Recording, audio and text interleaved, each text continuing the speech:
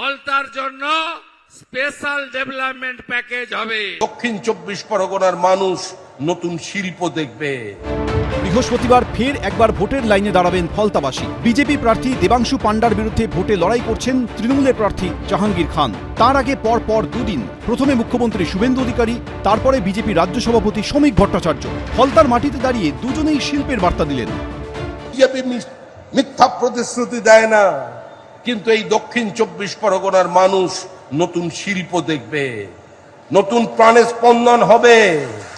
আপনাদের এখানের ছেলেরা কাজ পাবে। আপনাদের একমাত্র পরিচয় আপনারা পরিযায়ী শ্রমিকের জেলা হয়ে গেছেন, এই পরিচয় মুছে দেবে বিজেপি সরকার। পাশাপাশি এদিন বাঙালি শিল্পপতিদের পশ্চিমবঙ্গে বিনিয়োগের আহ্বান জানান শ্রমিক ভট্টাচার্য।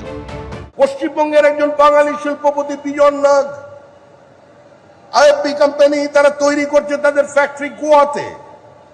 এখন তারা ফ্যাক্টরি তৈরি করেছে উড়িষ্যায়, আসামে জমি খুঁজছে। আমরা তাদের কাছে আহ্বান জানাচ্ছি, ফিরে আসুন, ঘরের ছেলে ঘরে আসুন। বাম আমলে এই ফলতায় রাজ্যের প্রথম বিশেষ অর্থনৈতিক অঞ্চল বা এসইজেড তৈরি হয়েছিল।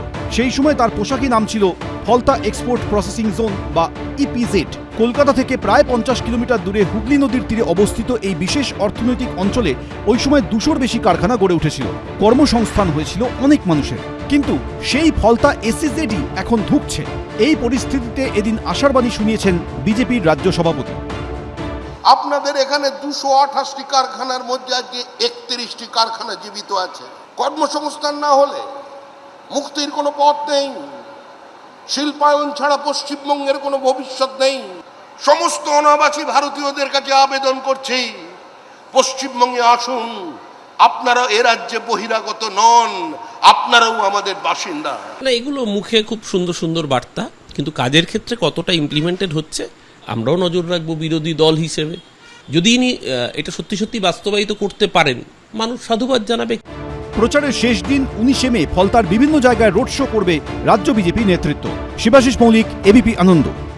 আমরা এতে জিরো টলারেন্সের নীতি নিচ্ছি।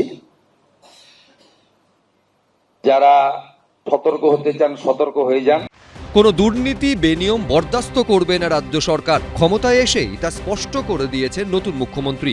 দায়িত্ব পাওয়ার পর থেকেই শুরু হয়েছে অ্যাকশন। সরকারি অফিসে হাজিরার কড়াকড়ি থেকে বেআইনি নির্মাণ, হুমকি, তোলাবাজি, কোনো কিছুতে এতটুকু বেনিয়ম দেখলেই কড়া পদক্ষেপ নিচ্ছে প্রশাসন। শনিবার ডায়মন্ড হারবারের প্রশাসনিক বৈঠক থেকে ফের কড়া বার্তা দেন মুখ্যমন্ত্রী। আজ থেকে অটো, টোটো, হকার এদের কাছ থেকে কোনো তোলা, সিন্ডিকেট কেউ তুলবেন না। কোনো অবৈধ টোল, হকারদের কাছে কালেকশন, সাফাই কালেকশন ইত্যাদি বৈধ রসিদ ছাড়া কেউ তুলবেন না। কেউ যদি টাকা চাইতে আসে, আপনারা সোজা থানায় যাবেন, থানা আপনাদের প্রোটেকশন দেবে। কাটমানি, তোলাবাজির দিন শেষ। শুধুমাত্র ডিজিটাল লেনদেনের প্রমাণ থাকলেই সোজা গ্রেফতারের নির্দেশ দিয়েছেন মুখ্যমন্ত্রী। কেন্দ্র এবং রাজ্য সরকারের কোনো স্কিম পেতে গিয়ে কাউকে পয়সা দিতে হয়েছে, কাটমানি দিতে হয়েছে, ঘুষ দিতে হয়েছে, সেক্ষেত্রে আমরা দুটো ইলেকট্রনিক্স ডকুমেন্টকে এনকারেজ করেছি।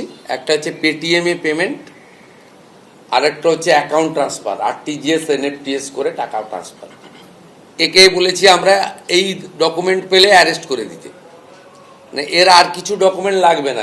এই নতুন হানিমুন পিরিয়ডে যা যা বলবেন শুনতে ভালো লাগবে, যা যা দেখাবেন এখন দেখতে হবে, কিন্তু প্রথম থেকেই যদি সবটা নেগেটিভ কোনো রিয়াকশন দিই তাহলে সেটা মানুষ ভালোভাবে নেবেন না। আমরাও নজর রাখছি, মানুষও নজর রাখছেন। সূত্রের খবর, সোমবার নবান্ন সভাঘরে পুলিশের শীর্ষ কর্তাদের সঙ্গে বৈঠকে মুখ্যমন্ত্রী বলেন, আইনের শাসন প্রতিষ্ঠা করতে হবে, আইন মেনে চলুন, আইনের আওতায় থেকে কাজ করুন। মুখ্যমন্ত্রীর নির্দেশ মতো কড়া পদক্ষেপ করছে পুলিশ প্রশাসনও।